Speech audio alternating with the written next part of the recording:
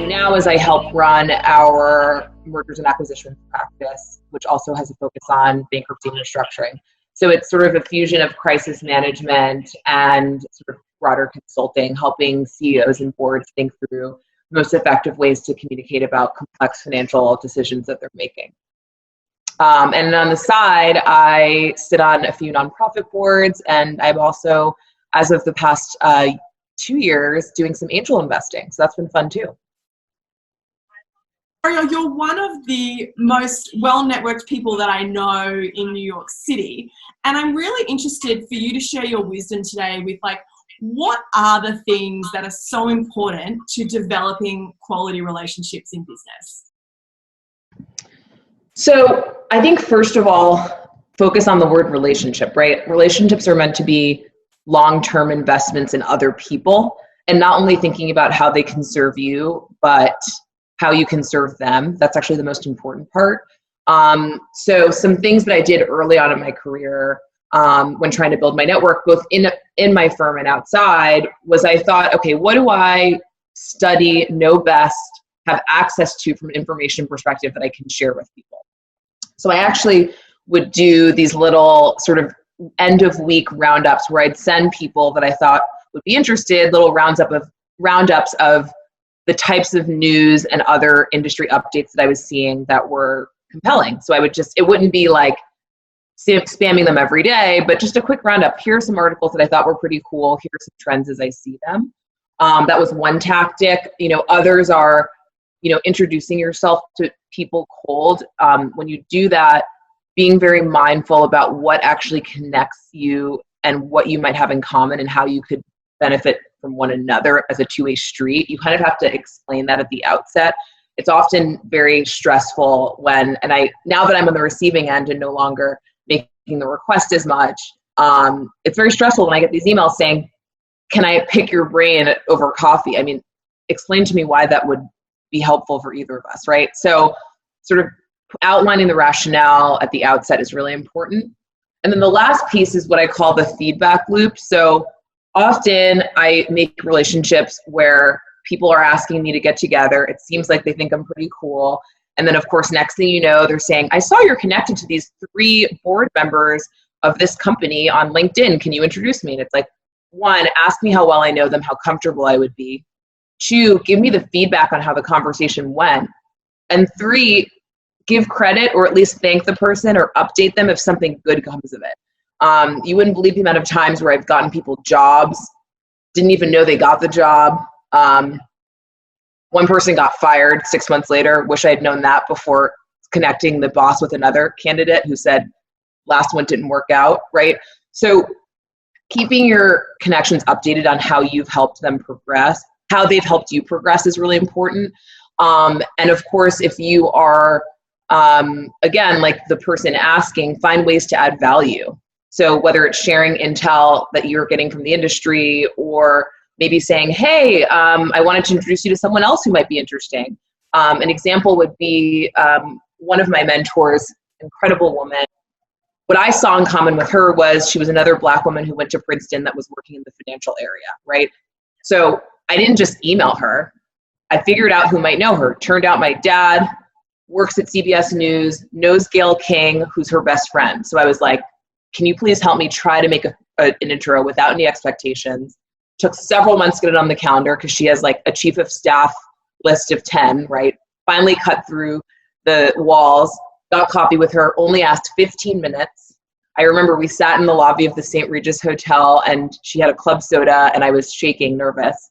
At the very end of the meeting, she said, well, so what can I do for you? Like, why are we meeting, right? And I said, nothing. I just think it would be important to stay connected and let me know if I can be helpful. That spoke volumes, right? And so she sent me a note after it. I'll never forget it. I think I should frame it. It said, I'm honored to be in your orbit. And I'm like, she's honored to be in my orbit? Wow, right? To this day, we've been connected for years. I've never once asked her for anything. The few times that I've had to pick her brain about things, it was so easy because I never asked for anything. And then cut to, a couple years later, I helped her actually hire for her new chief of staff. I heard through the grapevine, through her former chief of staff that was leaving, that she needed help. I sent out tons of feelers, and one of the candidates I sent her was hired, right? So that's adding value. It may take a long time, but find ways to be helpful to them. And I know for a fact that if I have something big I need, I'm not embarrassed to make the ask because I've already shown what I can bring. I think what it shows is that there's this great quote, and it says that when you need help, it's too late to build the relationships. I think it's really important to be building those relationships early on, which I think you illustrated with that great example. Yeah. The other thing that you touched on is this concept of a woman who founded this company called Savor the Success. She was the one who told me this idea of give, give, get. So like not reaching out to someone on LinkedIn with the expectation that you can sell to them or become their best friend or they can become your mentor. Like similarly to your point with the newsletter digest that you did, how can you give value? How can you help? How can you start to build that relationship before the expectation of getting something in return? Do you have any examples of that in your career? Well, like I said, being a connector is more important than being connected. It always comes back.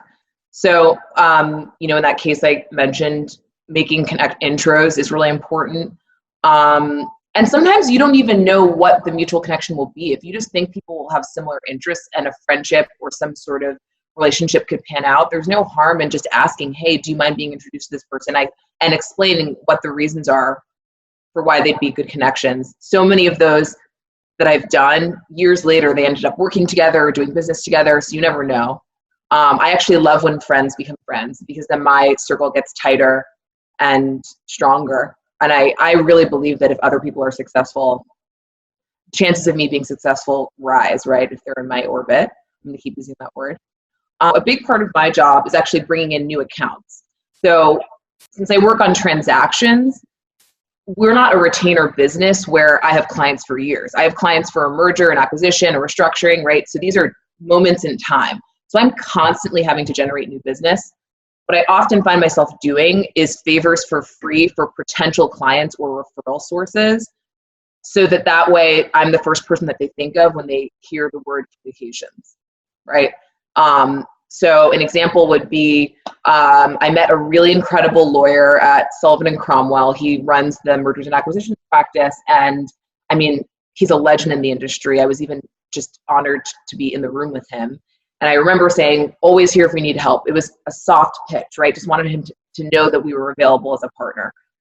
Several months later, he calls and says, I'm on the board of Brooklyn Law School and we need help with a special project. The school doesn't have a lot of money. It wasn't a deal, but they need a little bit of PR help.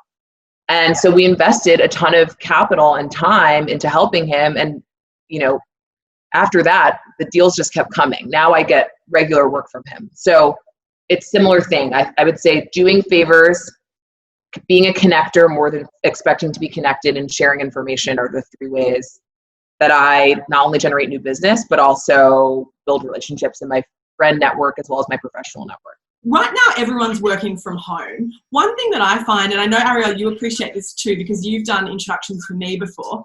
When people, let's say someone reaches out to you and wants a connection with someone, how can they make that so easy for you such that you want to say yes straight away? Like, what is the best introduction email that someone can send you to kind of help facilitate those connections? So I would actually say that Meggie is an expert at this. So you should write the script. It's essentially like, make my job easier, right? Outline in the email why you want to be introduced, what the ask is, if any. Maybe, hopefully there's not. It's probably better if there's not an immediate near-term ask, but there is. But if there is, be transparent about it so that the person doesn't think they're wasting their time. And the last piece is write me a draft email that I can send the person that has like your bio and information and, a little bit about your background, what the synergies are, right? I just want to copy paste that, maybe add my own flair and send that off so that I'm not spending more hours in my day figuring out how to help you. So help me help you. Totally. So I think like sending a really clear, like maybe just 2 lines, short and sweet, including the hyperlinks, that's really, really valuable so that those introductions are easy for the person that you're asking. The other thing that I think now is a real opportunity, we're all at home, we're all on social media a lot. Arielle, how important is it to have that understanding of people that you're connecting with, like what football team they follow, whether they have children? Can you just talk about contextualizing things outside of work as well? Yeah, so I'm going to flip it a little bit. I'm asked the question all the time, what's it like often being the youngest person in a room of senior people, the only person of color, and often the only woman, right? And I always say the connections that we have with people are so much deeper than that. The reason why I'm often able to gather consensus and sway rooms of often traditionally, white men in their 50s who represent the majority of CEOs and board members is that I do the research beforehand. So is the guy a Mets fan? Me too. So was my grandfather and so was my dad. That's something I'm going to bring up. Where did he go to college? Was it the same place as me or somewhere my cousin went? Can I bring that up? Does he have a twin brother? Me too, right? So just finding those deeper human connections, that's really how relationships are built. And I think often people assume that based on the way that you appear, that you may have synergies with them just because maybe you belong to the same country club or whatever the reasons are, for sort of the old boys club. But it's so much deeper than that. So I always do the stalking. LinkedIn's a great place, but also I will look them up on Facebook. Maybe there's a cute picture of their kid. I don't know. Find something. What else? Also like to see who I know in common with them, if anyone. Good to mention. Oh my gosh, I just saw Frank the other day. For sure. Yeah. If you really feel like you're coming up empty, which I think is very hard because humans are much more complex, they're onions, but maybe the person has a really limited social media following, it's kind of nice to ask questions, express interest in who they are. Obviously the opener for every email right now is, I hope you and your family are safe. Maybe it's, how have you, one thing I did the other day was I asked someone, how have you been spending your days? What do you like to do when you unwind? Like any good books or podcasts you're into? That sparked an incredible conversation. So stay curious. And this relates to, relationship building in general. Express interest in investing in that person in the long term and it'll come back. Yeah, I totally agree with that. Finding that point of connection is so crucial because also I think if you genuinely are interested, it's not about the sale. It's not about the deal in 2 years' time. It's about that person because I think people can see through the automated sales pitches and all that kind of stuff. I think it does need to come from a place of authenticity. Do you think that networking is a dirty word? Like some people see it as a bit like, ooh, you're not allowed to talk about that. What do you think? I hate the word networking. First of all, it's a noun, network. I don't know when it became a verb, maybe sometime in the early 2000s or the 90s, but it's terrible. I'm a grammar snob, so sorry. But the real reason is it's just so formulaic and transactional when you think about it. We're not networking. A network isn't really the point. It's human connection. So I prefer relationship building, helping, connecting, being of service. Being of service, yeah, paying it forward. I think that's really important as well. What about remotely? Like I know that you're sort of in Connecticut right now, you're not in the city. What are you doing to stay connected? No, my apartment is not this big.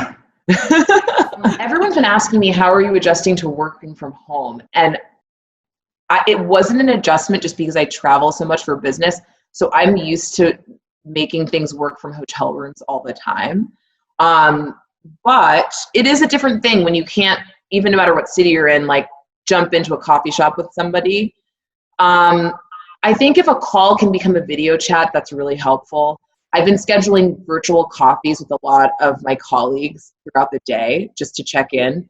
Virtual coffee is good. Try to keep it short, 15, 20, maybe max 30 minutes because people are really swamped right now. And it's nothing more awkward than being stuck in a video chat for an hour. I also send things. I've been sending people, I sent someone the other day a kit of face masks because I know that she's really into Korean beauty products and I found a great source of that. I also sent another prospective client some of his favorite foods from Southampton. So care packages are great, video chats are great, notes like letters. I know that's kind of creepy. It depends on how well you know the person, but No, I completely agree. I actually think in this digital age, like handwritten notes are underrated. There's a great company called Punk Post. There's an app where you can do it on your phone. They'll post a card for you. It's like $6 or $7. Really easy to do. I love the idea of care packages. I think that trying to connect with people in real life in a virtual non-Zoom way can be really valuable as well. If you want to stand out, like how lovely. If you got a card or a Korean face mask in the mail, like that's a really lovely gesture. And by the way, something to clarify, because I know that we're in the COVID-19 era. When I said face masks, I didn't mean an N95. Also, speaking of handwritten notes, remember I mentioned the feedback loop and thanking people after they do things? 100%.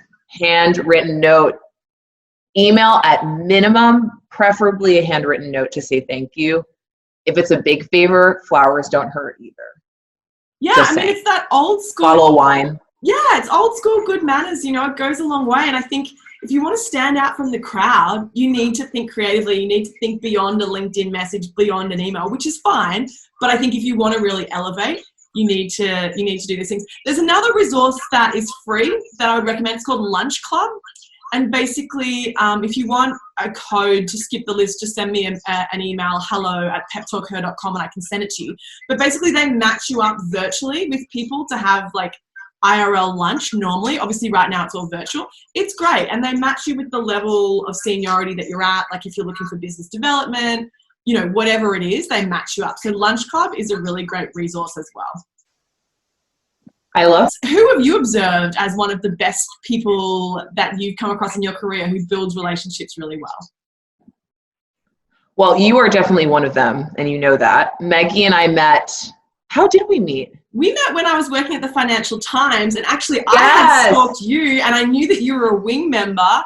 I'm a proud member of the Wing, and so after the meeting, I was like, "Oh, I might see you at the Wing," and then we just had that connection. So it comes back to exactly what you said, that similar connection.